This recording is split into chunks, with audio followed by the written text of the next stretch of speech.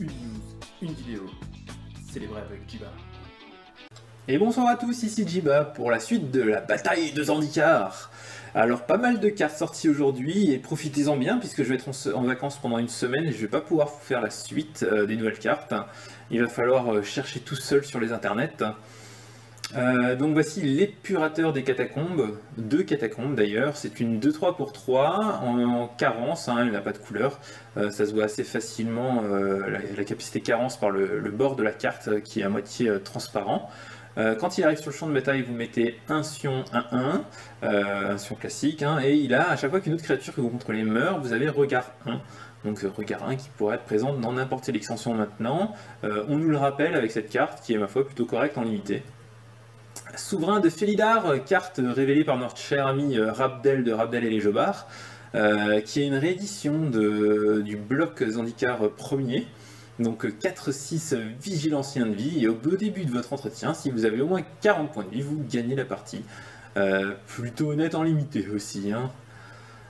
Gardien vert de Murassar, 5-4 pour 6, qui a double capacité très correcte, puisque quand elle arrive en jeu, vous pouvez récupérer une carte ciblée de votre cimetière dans votre main, et quand elle quitte le jeu, vous pouvez l'exiler, et si vous le faites, vous récupérez une carte, une carte tout court pardon, de votre cimetière dans votre main.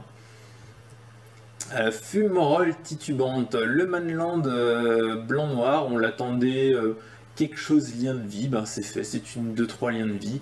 On attend probablement le blanc-rouge avec double initiative, hein, probablement le vert-noir avec Death Touch, on verra ce que ça donne. Mais en tout cas, pas une grosse surprise, même si ben, juste ça fait plaisir, parce qu'il est plutôt correct. Hein. On continue, maître d'épée déterminé, alors lui il est très déterminé, c'est une 2-2 pour 5, c'est beaucoup, mais qu'est-ce qu'il fait? C'est qu'à chaque fois que lui ou un autre allié arrive sur le champ de bataille, sous votre contrôle, les créatures que vous contrôlez gagnent la double initiative, donc déterminé, hein, ils vont mettre des grosses patates. Cavalière céleste elfe, une très bonne créature 2-2 vol pour 2 en bleu vert, avec la capacité de mettre un X qui rajoute pour chaque couleur un marqueur +1/+1 sur elle.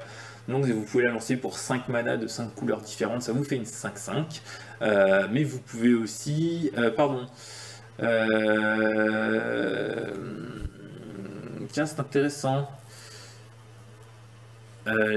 Oui, c'est ça, pardon, j'allais dire une bêtise, je croyais qu'elle était 2-2 pour 2 et que le bleu-vert n'était pas compté dedans. Non, oui, c'est ça, 2-2 pour 2 puisque vous êtes obligé de payer du bleu et du vert, et si vous arrivez à payer n'importe laquelle des 3 autres couleurs, ce sera du bonus.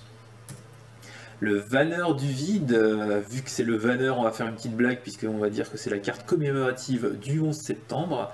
Haha, très drôle. Donc c'est une 11-9 pour 9 et qui fait que vos adversaires ne peuvent pas lancer des sorts avec un converti de mana pair. On vous rappelle que chez Wizard, 0 c'est pair. Et vos adversaires ne peuvent pas bloquer avec des créatures ayant un coup converti de mana pair. Il me semblait à un moment avoir vu la même chose en impair, je trouvais qu'on aurait pu faire des trucs rigolos, mais déjà une, ça fait des effets assez particuliers.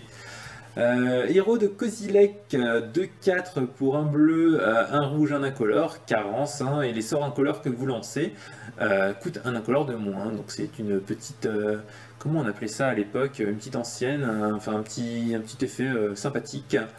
L'émisseur de Drana, encore une carte qui a l'air correcte en limité, c'est assez compliqué parce qu'il y a beaucoup de cartes qui ont l'air correctes en limité, j'ai l'impression qu'on va pas avoir beaucoup de mauvaises cartes dans nos decks. 2 vol pour 3 et qui drainent vos adversaires de 1 point de vie par tour. Très correct également, et si vous jouez régulièrement en multijoueur, je pense à toi et Jeff en tout particulier, ça risque de drainer beaucoup de personnes systématiquement. Munda, chef d'embuscade, 3-4 pour 4, corps et alliés. Il a la célérité en plus, hein, c'est assez impressionnant, c'est plutôt des bonnes stats déjà. Et à chaque fois que lui ou un autre allié arrive sur le champ de bataille sous votre contrôle, vous pouvez regarder les 4 cartes dessus de votre bibliothèque. Si vous le faites ainsi, vous pouvez révéler n'importe quel nombre d'alliés parmi celles-ci, les remettre dans l'ordre de votre choix au-dessus de la bibliothèque et les autres en dessous. Ça permet de filtrer pas mal sa bibliothèque et de garder que les alliés pour recommencer à tous les tours, partir en combo de filtrage d'alliés.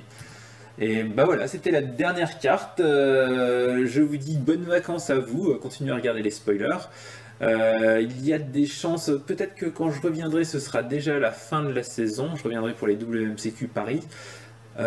Du coup, je vous ferai probablement soit un résumé, soit peut-être, si je trouve le temps, une review de tout le set comme je faisais à l'ancienne, en essayant d'attraper un Parisien à gauche ou à droite pour le forcer à le faire.